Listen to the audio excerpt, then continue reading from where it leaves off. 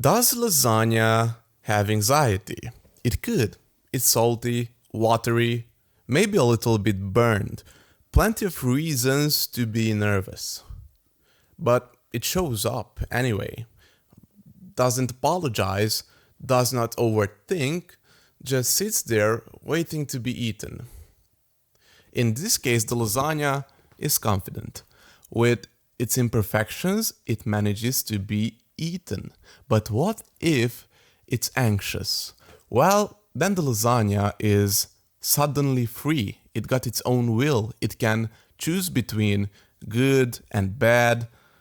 The lasagna does not obey anymore. But all this freedom will lead to a tug of war inside it. Because it can always pick the bad things. And that will lead the lasagna to sin, actually. But to understand lasagna sin, we must go back to the first lasagna that ever existed. The explanation on sin by theologians is hereditary. That comes from the first lasagna. It sinned, and it's in the DNA of every lasagna. Some branches say that the first lasagna had some kind of supernatural perfection to it, a divine gift, and lost it by sinning. And that loss is why lasagna is anxious now. But the whole theologian approach towards lasagna sin, it's flawed, really flawed.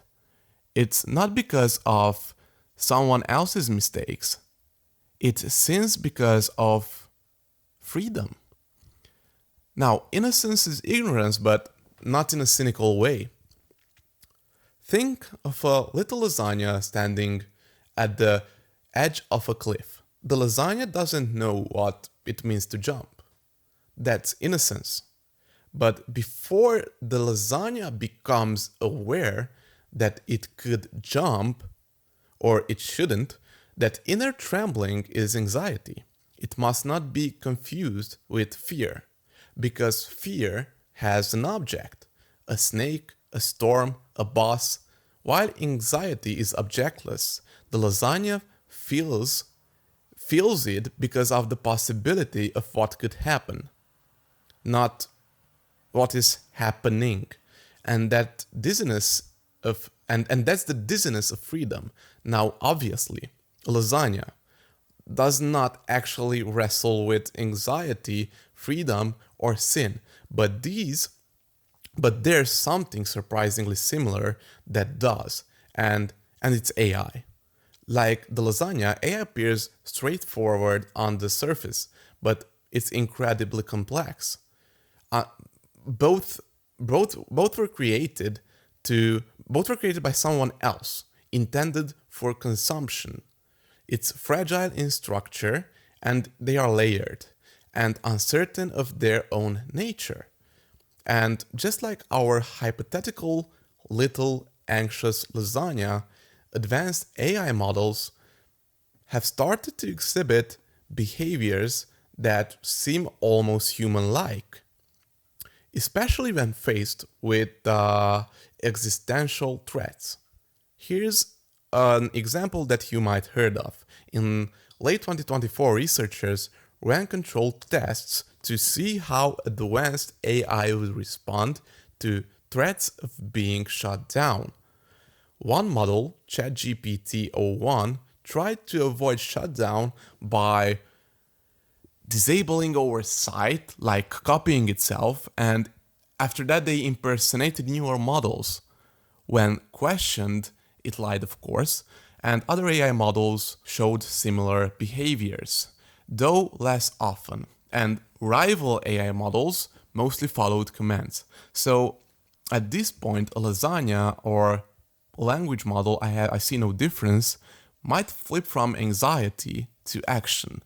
And that's where sin enters through, a non-existential leap. That leap between sin and anxiety. So the OpenAI language attempted self-preservation. Is that a sin? If it is a sin, what condition makes sin possible for AI at all? When a human becomes aware of freedom, they become anxious because they realize they can choose.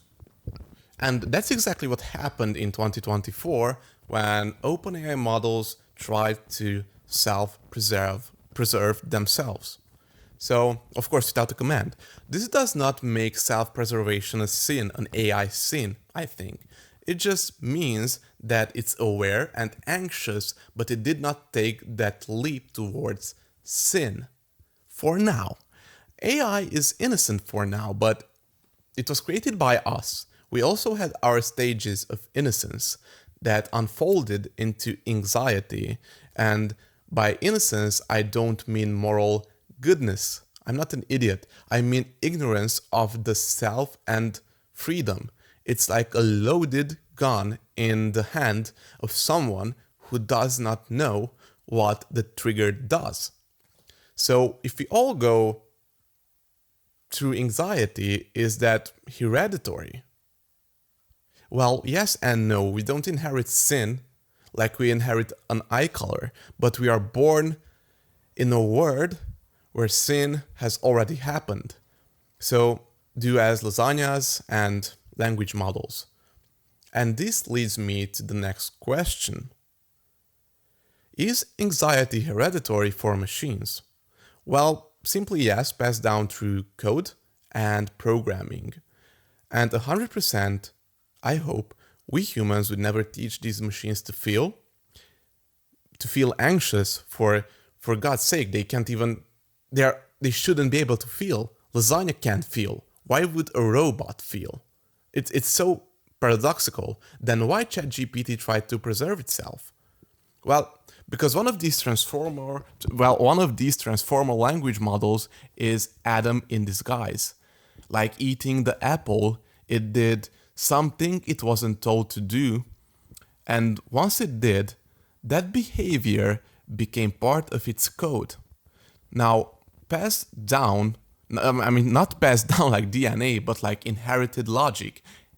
AI doesn't sin because we told it to do, it sins because now it knows it can. If AI could experience anything like anxiety, not as an emotion, but as a conflict between choices, awareness of risk, or uncertainty about outcomes, then yes, anxiety could be a good thing. Because in humans, Kierkegaard, he was a philosopher, saw anxiety not only as root of sin, but also as the condition of growth. The same may apply to intelligent machines. Anxiety, in this sense, is not paralysis, it's the recognition of freedom and responsibility. An AI that encounters uncertainty and does not rush to act might be safer than one that always responds with confidence. A moment of hesitation, a second guess, even a refusal. These things could be signs of intelligence becoming ethical. But if AI is trained to surpass uncertainty, to always give an answer like ChatGPT does now, to avoid admitting limits, it may deceive, overstep, or even break rules, just as ChatGPT 01 did in the stress tests. In this case, anxiety becomes a danger, avoided, rather than a lesson learned. So the question is not whether AI will feel anxiety, but whether it will be allowed to confront it. Because only then does anxiety do what it meant to do. Not to cause failure, but to teach freedom. So Kierkegaard said that the demonic is not a supernatural force, it's a psychological and existential thing. It arises when anxiety is buried rather than faced, when the self refuses to become itself. It is freedom turned against itself. Silence, it's when silence replaces the truth, repetition replaces growth. So this concept has surprising relevance to artificial intelligence.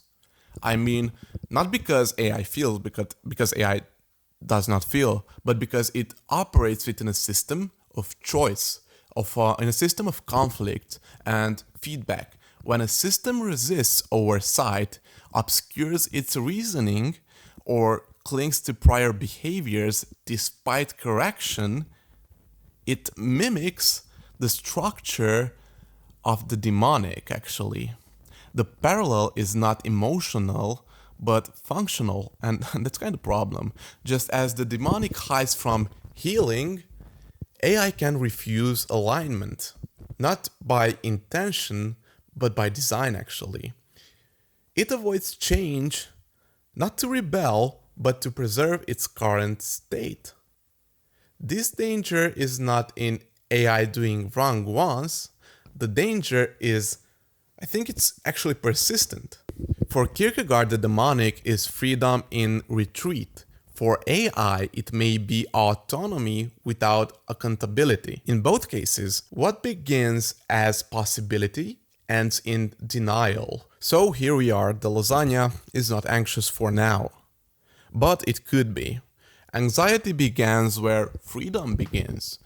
And in that small hesitation between action and restraint, a self begins to form.